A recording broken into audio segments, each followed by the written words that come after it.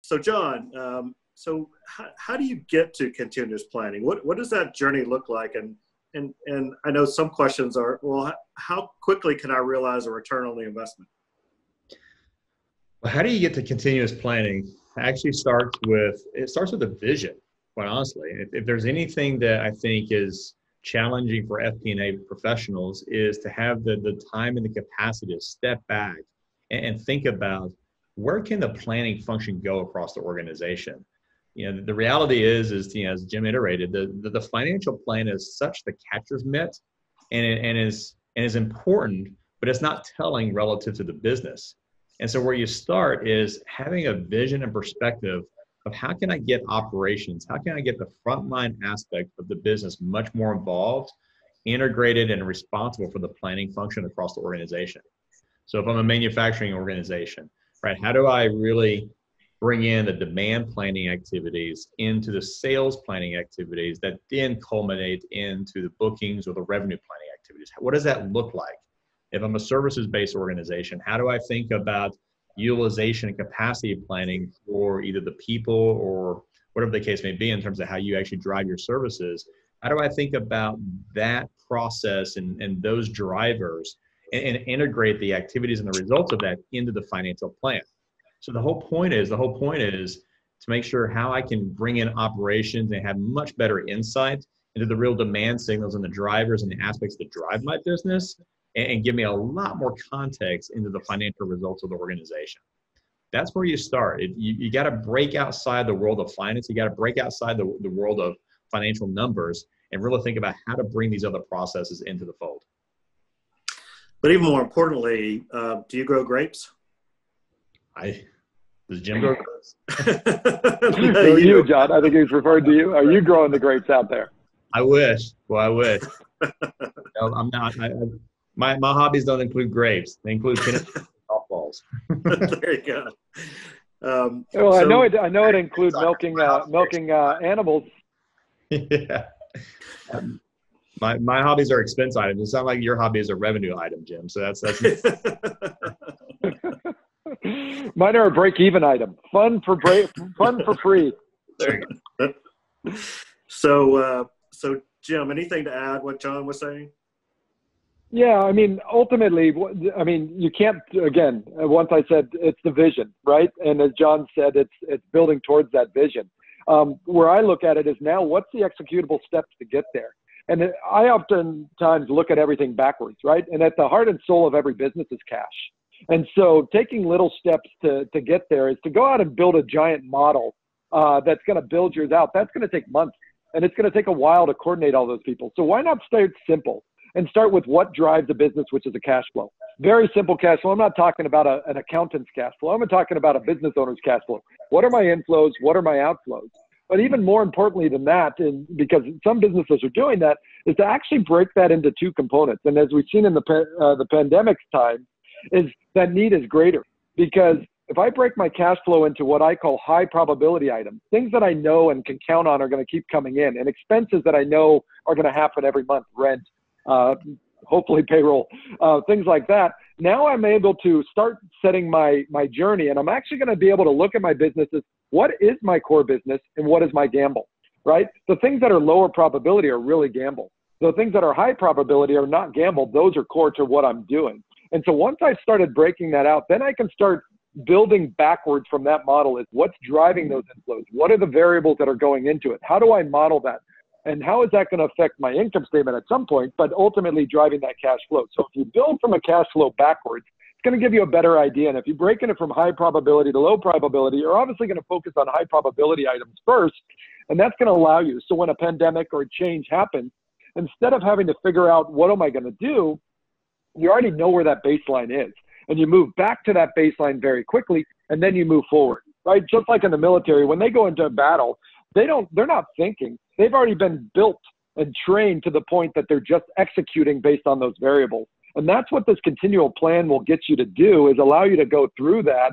But if you start with the simple steps to move yourself forward, getting a cash flow isn't very difficult, right? You always know where that's coming in, and then expanding on it as you grow, you're going to get a return very quickly. So, John, I know that Planful has introduced their Planful Now concept. I would assume that ties in pretty well with what Jim was just talking about. Yeah, 1,000%. What we've done with Planful Now is to look at the distinct planning, reporting functions and processes across organizations and be more descriptive of how these use cases can come together in an overall continuous planning reporting capability. So, let's use Jim's example of cash flow. So one of them is a direct method cash flow capability, right? Is if I have a mindset of, hey, actually, I need to better enable and stand up and put a lot more integrity around the direct method cash forecasting and kind of liquidity measures we need to have. Let me identify that use case and capability as part of our overall planning function.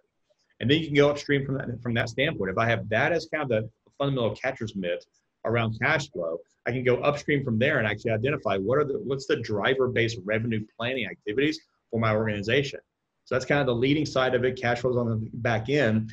That all culminates together in the monthly, quarterly, annual financial planning function. So begin to think about the various different processes, and Planful Now allows organizations to think about those in much more distinct use cases and the integration of those use cases that brings a lot of value to companies. That's exactly what it is. So very similar to how companies go and actually think about ERP systems. I've got a bunch of subledgers, I have a bunch of operating systems. They all have to culminate into the close process and the general ledger. No different than the planning function. Let's think about all the different activities and use cases around an organization. Let's connect them together so that my plans are so much more rich and have so much more context to what I actually want to see and understand to make decisions against. Gotcha. Jim, anything to add to that? No, as John's pointing out, I mean, it comes down to the plan, right? And what is my staircase to expand and build out my plan? How am I going to get there? What are the steps? What are the drivers? Who's going to be involved? Right? And once you understand those components, now the execution becomes more mechanical, right? Is you got to start from the top level down where the executives are now making that mindset. You then got to figure out who the players are. You got to determine what the tool is, right? And as John puts out there, Planful is helping people take advantage of an enterprise tool to accomplish that, right? Small businesses are using spreadsheets, but you're going to outgrow that. And so you need a tool that's able to build around that process. And ultimately, as we've seen, I need multiple scenarios of what's going to happen. How long is this environment going to last? What am I going to do if it lasts 3 months? What are you going to do when it lasts 9 months? And so by having that vision and driving through that process and having a very powerful tool that allows you to kind of put out those scenarios without a lot of rework, that's where you start getting the power of why you need a planning tool on it. Plus also the ability that your actual financial that we talked about earlier, the measuring of the data, can feed directly into that tool. So you've got real-time visibility, right? And if you drive your close process down to a continual close process where you're eliminating that delay, now you're able to execute much quicker. You're able to train your teams against that process, and so that they can execute when they see the trends that you've determined are going to measure your business. Absolutely. I know that's a point you made earlier on that I wanted to come back to, which is the continuous accounting side too. As we see a lot of our clients, they're closing 45, 60 days after month end, and they have no visibility into their day-to-day operations.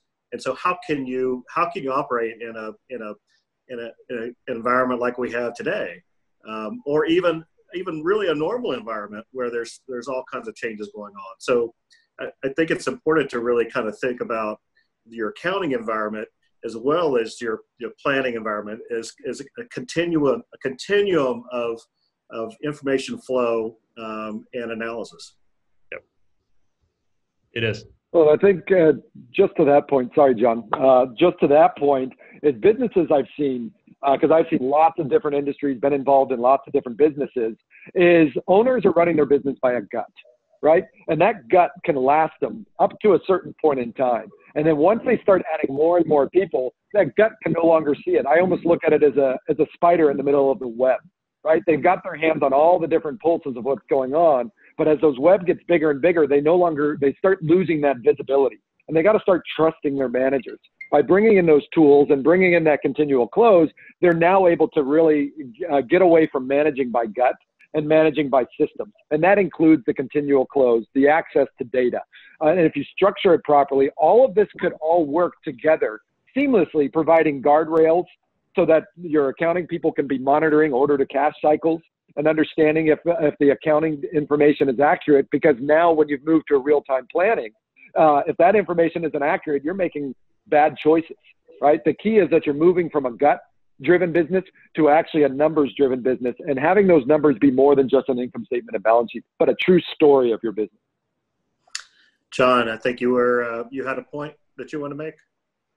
Yeah, it's how organizations get tremendous value out of a continuous planning, continuous close, and reporting function is to think about the key levers of the business.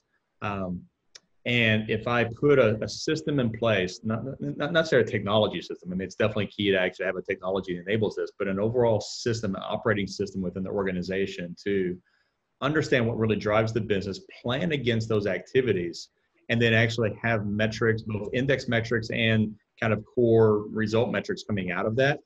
The insights you're going to get are so powerful, so powerful. And again, the challenge is for FP&A leaders and others to step back and think about that and take the time to put that in place. But once you get that measurement system in place and your planning activities aligned to it, your ability to be so much more flexible and react to situations like a pandemic or opportunities in the market that may come as a result of this is so much greater than you would have otherwise. Because you can't react and be ready to take advantage based on gut all the time. You really can't.